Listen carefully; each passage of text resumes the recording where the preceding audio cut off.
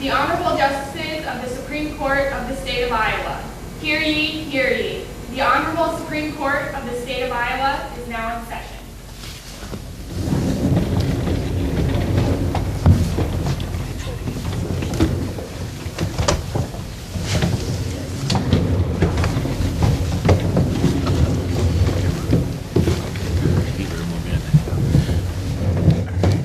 Thank you, everyone. Please be seated.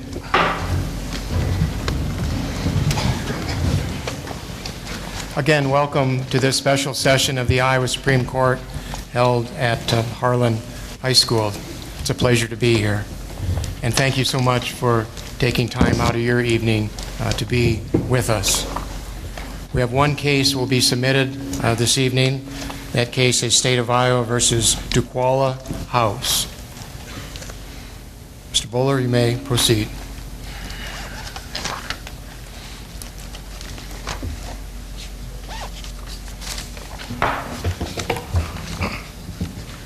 May it please the Court? My name is Tyler Buller. I'm an Assistant Iowa Attorney General in the state of Iowa. Well, like a lot of cases, this is one that involves a somewhat exciting, interesting, fun to talk about factual issue, but also a dry, not so exciting procedural issue. I want to start off and just spend a couple minutes talking about the procedural issue because it is one that matters. There's a difference between a jury trial and a bench trial. In a jury trial, everyone knows what their role is. The jurors are in charge of the facts, and the judge is in charge of the law. There are jury instructions where the judge tells the jury what the law is. Those lines really get blurred when we're talking. Let's assume you're right on the procedural issue.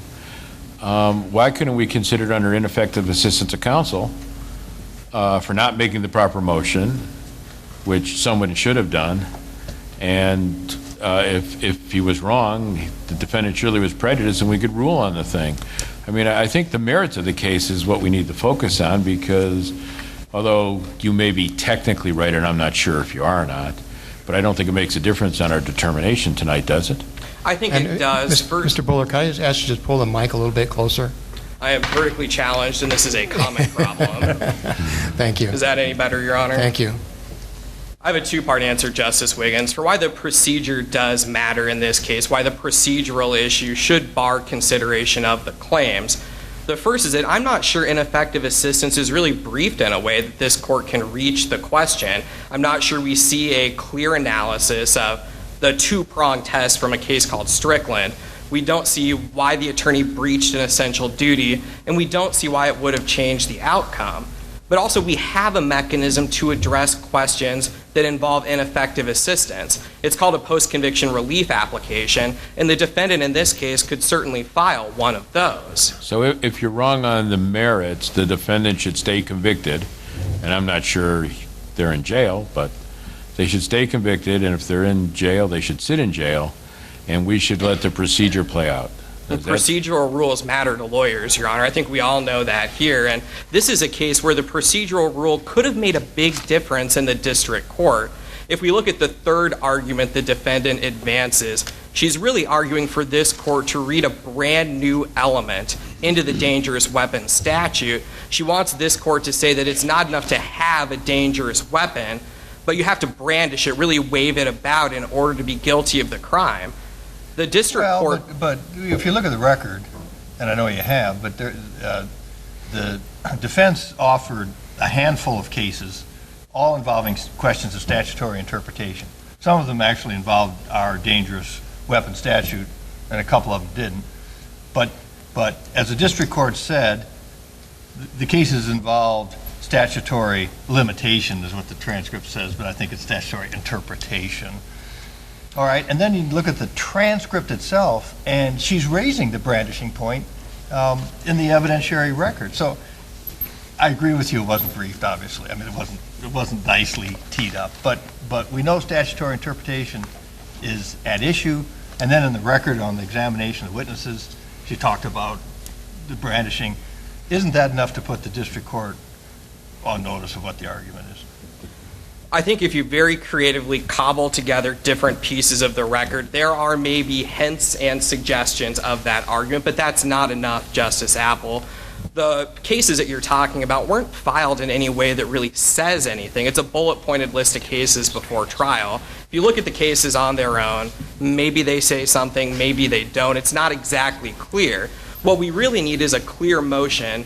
In a civil context, we'd call this a motion to adjudicate law points. Yeah, I suppose, but I mean, there was no briefing in the cases, you know, and both sides had a list of cases. Both had 5 or 6, as I remember, and some of them overlapped.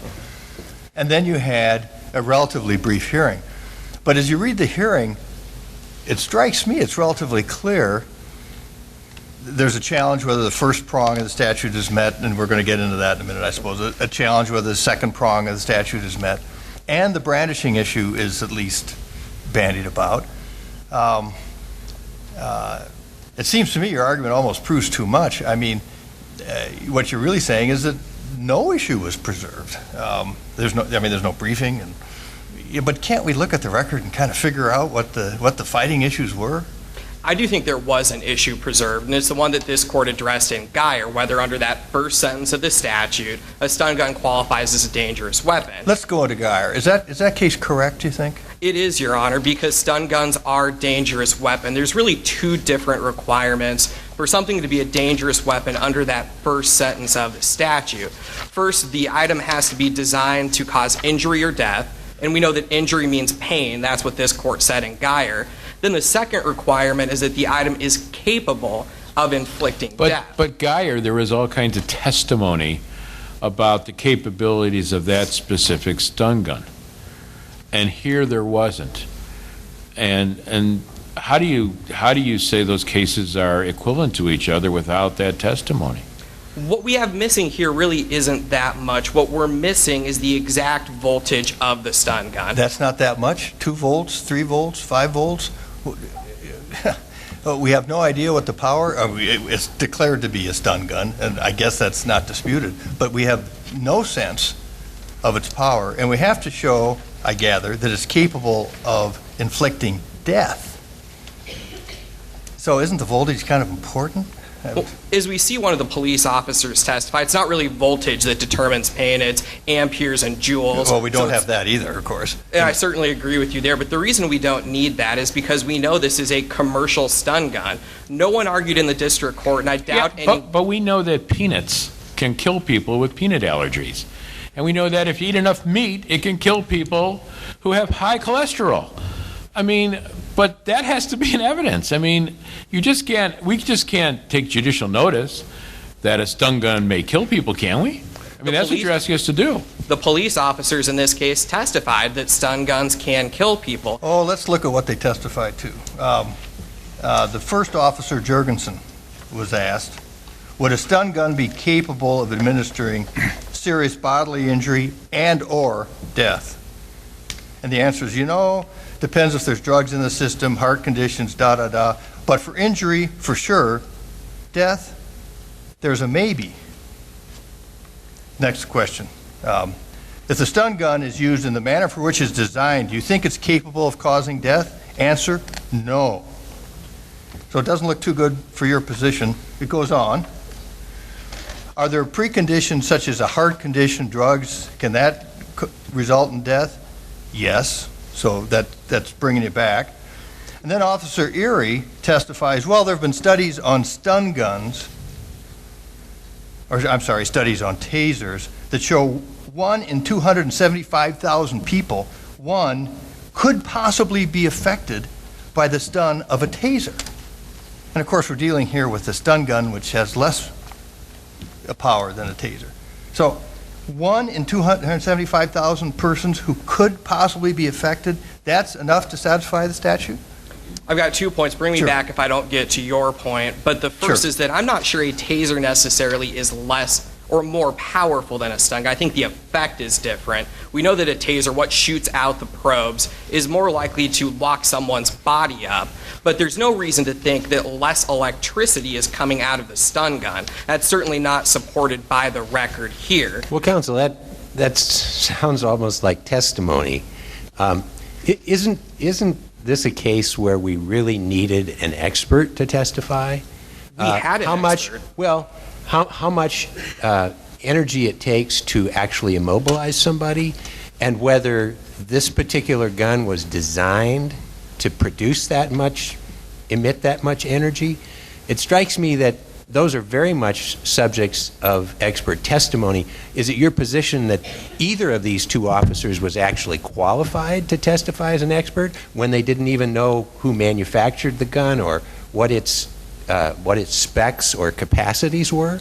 Is that your position? Absolutely. One of the officers in this case was a field training officer. He worked with the Black Hawk County Sheriff's Department and the Waterloo PD. He uses a taser as part of his course of duty. He's trained other officers how to use a taser. But this and he isn't a himself had taser. been tased. This isn't a taser. This is a stun gun, right? And is he the same witness that said he really didn't know much about this gun?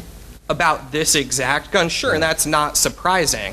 If we have an officer talking about how a firearm works, they might not be familiar with the exact gun that's in evidence, but the concepts are always going to be the same. Let me go to the language of the statute, because the language of the statute's interesting. The language has a laundry list of things, guns, et cetera, but it doesn't say stun gun.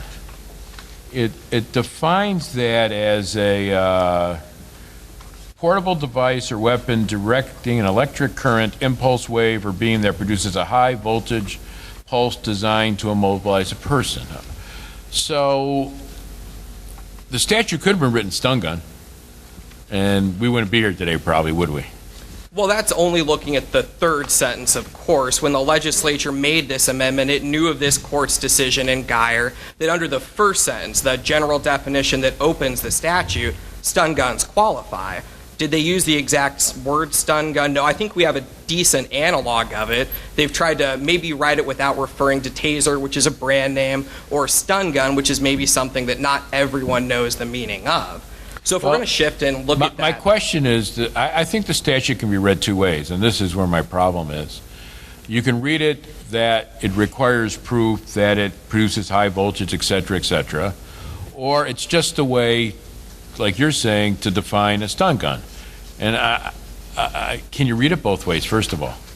I think you can. I think first I would urge, we don't need to get to that third prong. It's easiest to stay up in the first sentence. Is this an item that causes pain? It does. It does. But is it capable of inflicting death under? And isn't that a question of fact? I don't know. A stun gun. I only have a vague idea of a stun gun.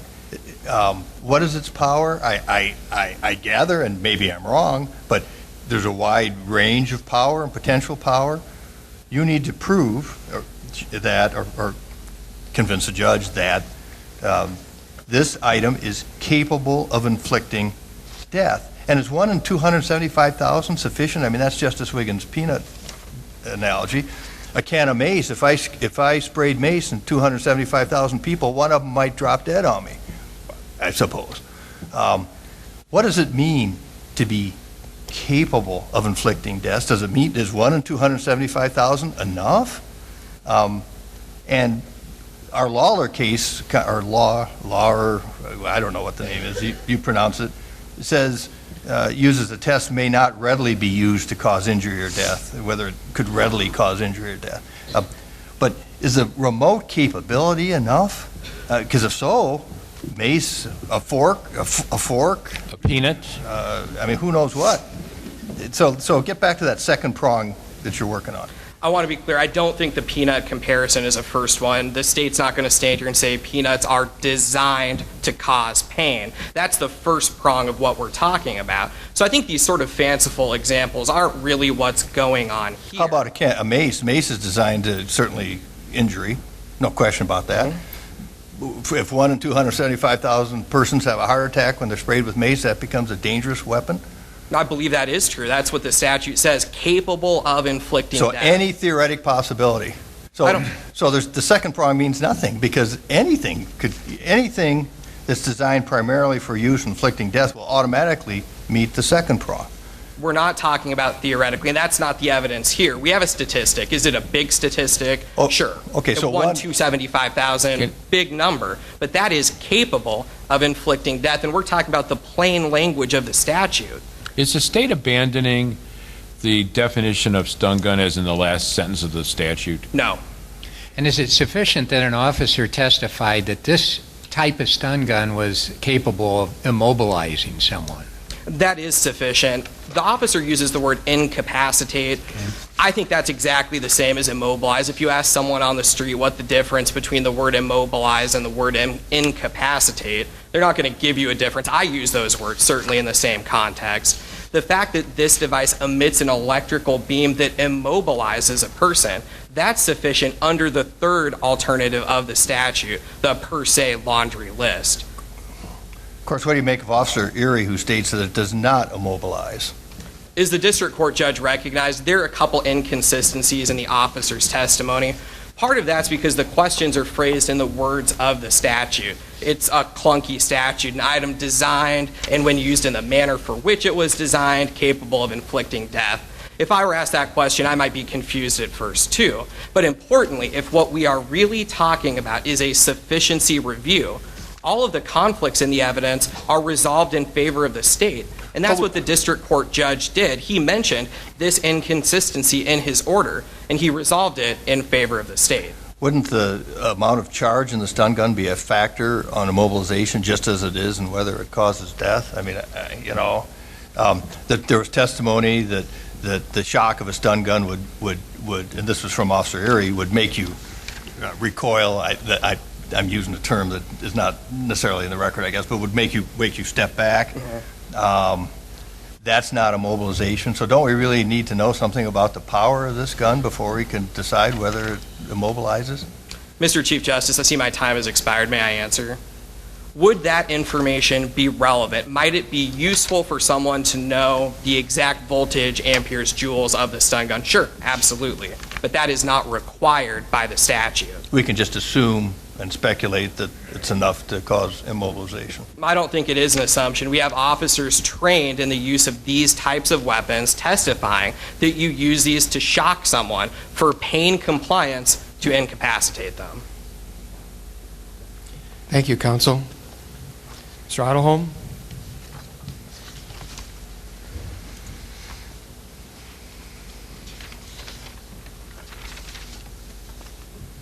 May it please the court, opposing counsel.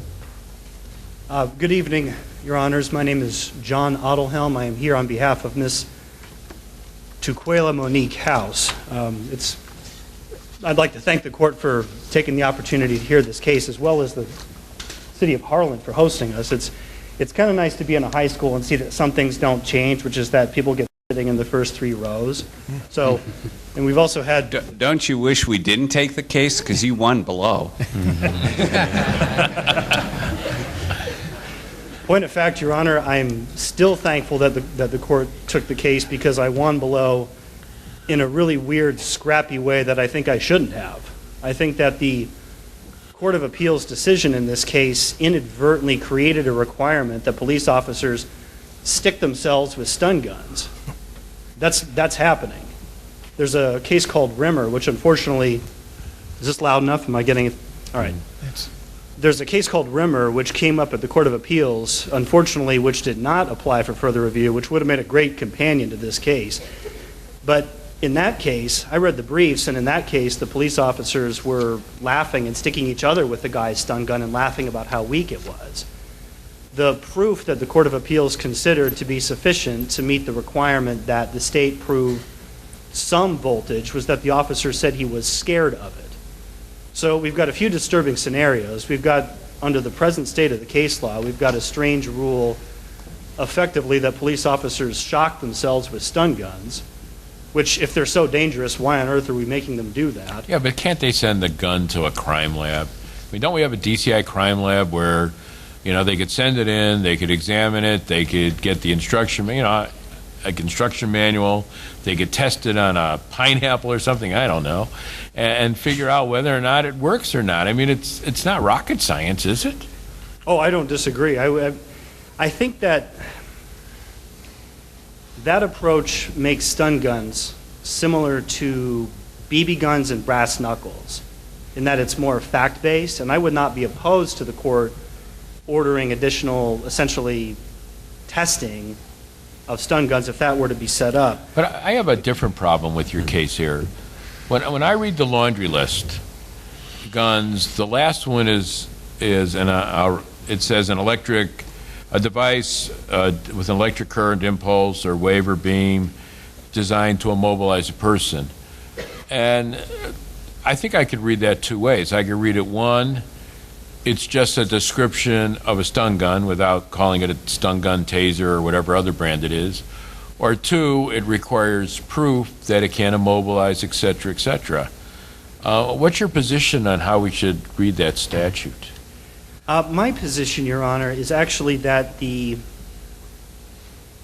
Geyer, the one case that decided stun guns were dangerous weapons, was decided before that language was even added in. It was decided under the first general. But if you look at our case dealing with the unloaded gun, and forget the brandishment because I think that's dicta really in that case. But if you look at the, you're laughing. But if you look at the gun case, a gun's a gun and it says a gun, and you're done. So if that last phrase is just a generic way to describe a stun gun, I think it doesn't have to work. It's just a gun's a gun's a gun, you know? If it requires proof that it does it, then I think your argument's better. It's sort of like in the old days, and you're probably too young, but we used to call everything that made a copy a Xerox machine. But Xerox has it, you know, Xerox has the trademark on it. So if you're going to write about a Xerox machine, you had to describe it as a machine capable of making a copy with light, whatever. You know, you couldn't say Xerox. So I just don't, that last sentence, I'm unsure whether or not the legislature meant that's just another word for stun gun, but they couldn't say stun gun or taser, or it requires evidentiary proof. And that's what I'm trying to figure out, and help me out there. Actually, I don't think it's either. I think that the tasers, the weapons that have the two prongs that come out, those are two separate electric prongs that hit you in two places and cause electricity, and this is according to the testimony in this case, that cause electricity to ripple through your body so all your muscles simultaneously activate and you go stiff as a board and then keel over. A stun gun, if it's more powerful, it'll just hurt more. It doesn't immobilize. The way to... Well, what about the testimony that said that you can basically turn the taser into a stun gun? All you do is take off the cartridge, take off the probes. You've got the same device. It's going to have the same electrical impulse going through it. So what's the difference there? The difference is in the effect of the two different items. Once the cartridge is taken out of the taser, it becomes a device that's solely capable of hurting and causing pain. It doesn't have the same physical lockup effect. I'm not sure that's part of the record. But. Well, let's look at what the record does say, if I may. There was some discussion about incapacitation. I'm going to read the question and the answer. This type is a stun gun only. There's no probes that come out of it. It appears that it's just for stun gun purposes. Okay, so it's still able to incapacitate someone? Answer, yes. Do you know what the voltage would be in this type of device? No. Okay, so the officer is saying in response, it is a stun gun, but it's still able to incapacitate someone. And that's what Mr. Buller's argument was. Later on, the second officer, when asked would it immobilize, says flatly, no. But where does that leave you if the district court made credibility findings? The district court found that the first officer was more credible, perhaps, and that it does incapacitate, and that incapacitate is really the same as immobilize. Well, the issue is I think the two terms are legally categorically different, so I'm not sure credibility findings. What's the difference between incapacitate and immobilize? The difference, Your Honor, is the effect of a stun gun is like, let's say I open up the oven, the door of a stove that I don't realize is on, and I get hit with the blast of steam. That's similar to what a stun gun does because it makes you jump back and recoil. You're incapacitated in the sense that you can't do anything at that moment besides react to the source of the pain. You have to deal with it and try to get away from it. So you can't do anything else at that moment, but you jump back, you recoil. That's Now, the opposite of being immobilized. In Geyer, we held a stun gun is a dangerous weapon. Do we have to overrule Geyer for you to win? No, Your Honor, I think that the court needs to overrule FAB, the 4-inch butterfly knife case, in that it adopted the broader method of statutory interpretation. And if that's true, I think that what happened when the legislature amended 702.7 was it abrogated Geyer. I think the legislature was taking a look at these varying weapons and saying, okay, electrical weapons that cause physical lockup, those you need a permit to carry, but all the rest of them, we're just not going to worry about them in the same way that we're not worrying about folding knives that are less than 5 inches, in the same way we're not worrying about hunting knives or fishing knives. I think that's what it's meant to be. Don't you think another possibility that the legislature was looking at that point is simply to use this definition, as crude as it may be, just to tighten it up and wrap it up and saying, we know what it says in Geyer. For all future purposes, we don't want to have to go through a complete evidentiary hearing and test it and say that it's this many volts or that many volts, or is that capable of incapacitating. It's going to vary from any number of people, of course, and that they were simply trying to wrap it up and say, these electronic devices designed to immobilize a person. Isn't that a logical way of looking at what the legislature intended? Well, with respect, Your Honor, I think it's one logical way, but it's not the only most logical way. I think, first of all, I think that any ambiguities need to be cut in the defendant's favor. Because, I mean, when the statutes are viewed in conjunction with each other, I went back and I pulled, which, by the way, since I'm going through history, another thing I'd like to briefly mention is that Mr. Buller's office, the Attorney General's office, in 1980, took the opinion, in an Attorney General's opinion, Cloyd E. Robinson, Senator, that mace is non-lethal and therefore not a dangerous weapon. Hence, there's no prosecutions as mace, even under the possibility that they may kill. But I went back and I looked at House File 498, passed by the legislature in 1988. That file amended 702.7 and 724.4 at the same time. So 724, under which my client was convicted, that delineated extra penalties for knives between 5 and 8 inches and for knives between 8 and any more length. When read in conjunction with 702.7, the per se list, it seems clear to me that the legislature was giving to that per se list the ability to exclude items as well as to include them. Yeah, but the statute says or. Usually that's in the alternative. Which part? Well, and maybe I misunderstand your argument, but if you look at the dangerous weapon statute, in the end when it has a definition, 7027, when you look at the definition, it gives you two methods of proving the crime. One, which I was working with Mr. Buller on, is a two-pronged test requiring design to inflict serious injury and capable of death. That's one. And then it goes or, and then it has the new amendment in it.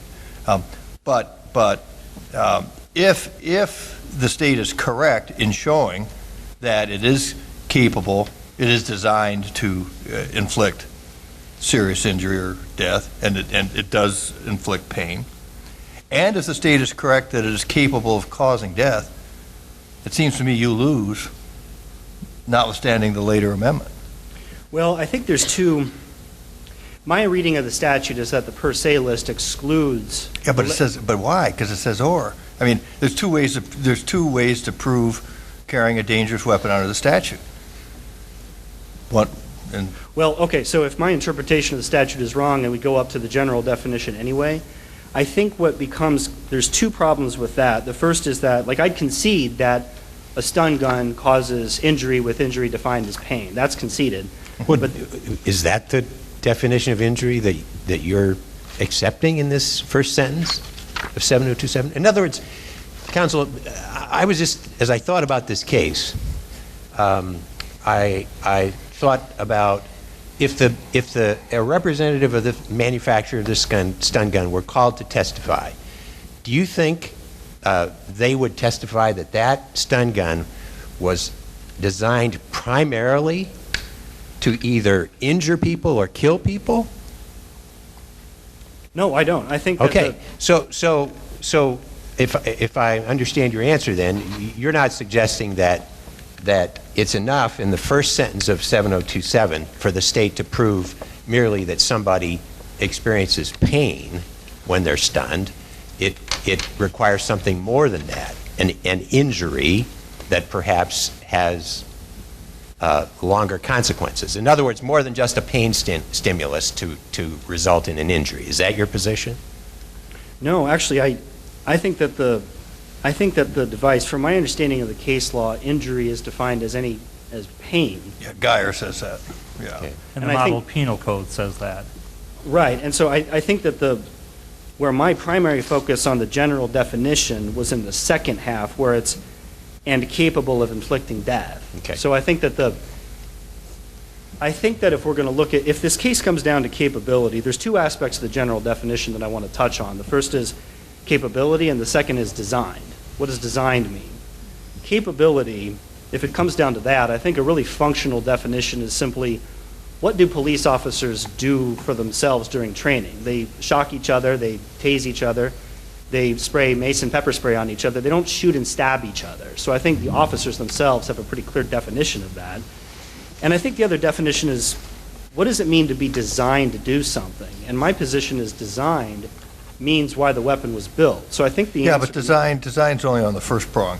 Designed primarily for inflicting injury. If pain is injury, it seems to me the stun gun is designed primarily to inflict pain. Design isn't mentioned in the second prong of this, and it goes, and which is capable of inflicting death. It doesn't say, and which is designed to inflict death. Well, it says which is capable of inflicting death when used in the manner for which it was designed. It does say designed in the second half. All right, good, okay. And my position is just that with designed appearing both times in the same sentence, it should be used the same way both times. Okay, go ahead. It seems to me, and I'm going to throw another monkey wrench in this thing. I mean, these statutes are written at different times and amended. The design section, not the laundry list, says animal, okay? And designed to death or injury upon a human being or animal. The laundry list on the bottom doesn't have animal. And that sort of leads me to believe that the definition in the third prong of this, the third way you could have a dangerous weapon, was basically taking Geyer and generically describing stun guns, whether they work or don't work. And whether they work or don't work, like our case where the gun isn't loaded. So, I mean, how do you answer that question? Because that animal thing sort of causes me some problems, too.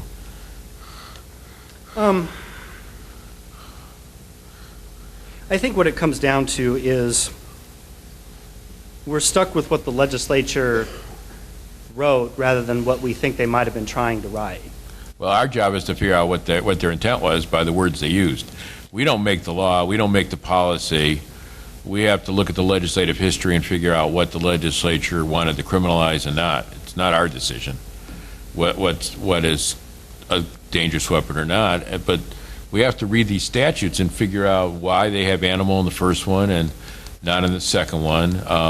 Why they have a laundry list of very specific things like gun, knife, et cetera, but no they don't laundry list stun gun. They use this definition instead, and those are the things we have to work through. And the statute just is. I mean, I guess it could be read almost anyway. Well, if I'm a minute and a half over time, if I You may answer the question. Okay. I think that the fundamental problem is that the statute was meant to be and is an enhancement for crimes like assault, burglary, stalking, and going armed with intent. But then when it came time to write a weapons permit list, the legislature just pointed back at this same general definition and essentially created this chaos. So, I mean, frankly, one of two things has happened. Either my client was convicted of something she did, of a crime she didn't commit, or she's guilty, I mean, because she did do this. The issue is just whether it's a crime. And we have a nightmare of a statute that is not a list that it needs to be, that gives someone like me something to claw at about her conviction. Either way, it's a problem, and it's something I hope that the legislature can fix by simply writing a clean weapons permit list. Thank you, Counsel. Mr. Buller.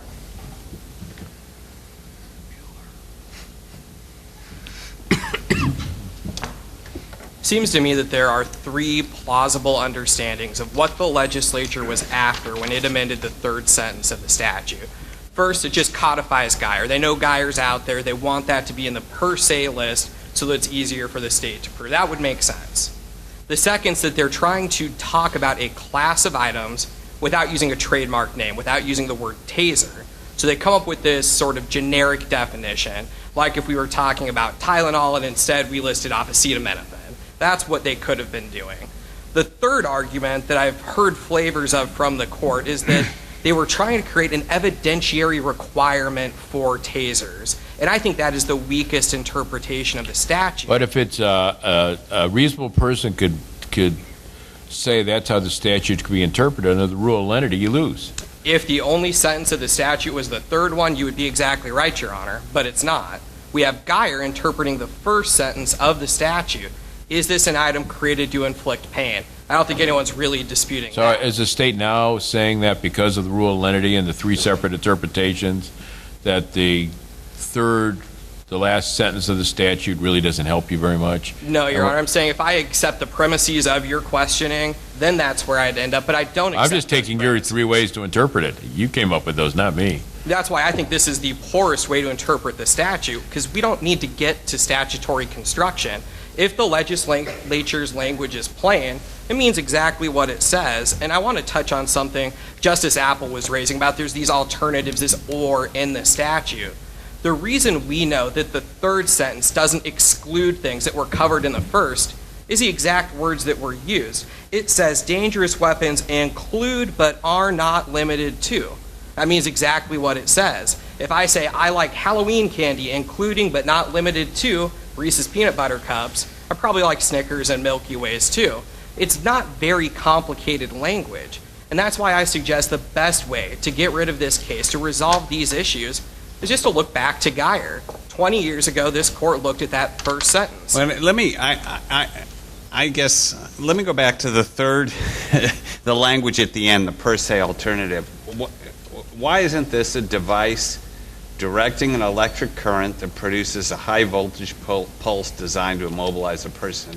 Why isn't there substantial evidence in the record that supports all of those things? I mean, somebody said incapacitated rather than immobilized. Somebody else said it doesn't immobilize you because it makes you jump back, which is maybe a way of saying immobilize. Why don't we have substantial evidence in this record? We do have substantial evidence. We can meet the third prong. I suggest the easier way to dispose of the case is under the first. If we look at the language, does it emit an electric current impulse wave or beam? Yeah, I don't think anyone's disputing that that's what a stun gun does. Does it use a high voltage pulse? We don't have the exact amount, but we do have circumstantial evidence that the pulse is high enough that would it immobilize or incapacitate a person.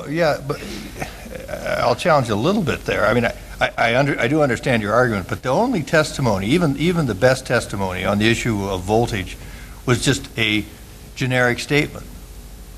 There is no evidence that this particular gun was a high voltage pulse. It then turns on whether this high voltage pulse really is a factual requirement, which it may or may not be. And I think one of your arguments is it's not really a factual requirement. That's right. It just incorporates Geyer, and I do understand it. But just go with me with my hypothetical, if it is factual, is there really anything in the record to show that this gun emitted a high voltage pulse? Yes, circumstantial evidence. We know, for example, why the defendant carried this weapon. She said some version of it's for going clubbing. The officers and I interpret that to mean it's for protection. So we know that it emits a high enough pulse that when she zaps someone with it, it's going to incapacitate or immobilize them. I mean, let me ask you this way, Mr. Buller. I mean, if it was a low voltage pulse, it couldn't immobilize someone, right? Oh, what's in the record suggests that? I'm not sure which question to answer, but I'll start with one. Justice Mansfield. Yeah. I think you're right that if it was a low voltage pulse, it wouldn't immobilize someone. If you think of, the little gadgets sometimes kids have, they shock when you shake Well, hands. where in the record is that? Where in the record is it that a low voltage stun gun does not have certain features? You're asking us to assume that. You may well be right. But as a judge, looking at the 40 pages of transcript, where do I get it? Let me help you out here before your time's up. Under the first alternative, would an unloaded gun be a dangerous weapon? Yes. Even though it's not capable of doing anything because it's unloaded? Your Honor, you have to look at the language. It's the inflicting death upon a human being when used in the manner for which it was designed. Guns are designed to kill people, so loaded or unloaded, the first requirement would be met for a firearm. And it's also included in the third alternative. And we have cases that hold that an inoperable gun is still a dangerous weapon. All right, well, Mr. Bowler, your time was up, so we'll conclude the case. Thank you. Thank you. All right, I think maybe it's a time for us to adjourn court and let them take care of that situation. We will leave the bench and be available to talk to you about your experience this evening at the receptions that set up outside. So thank you again for being here, and we look forward to talking to you in just a moment.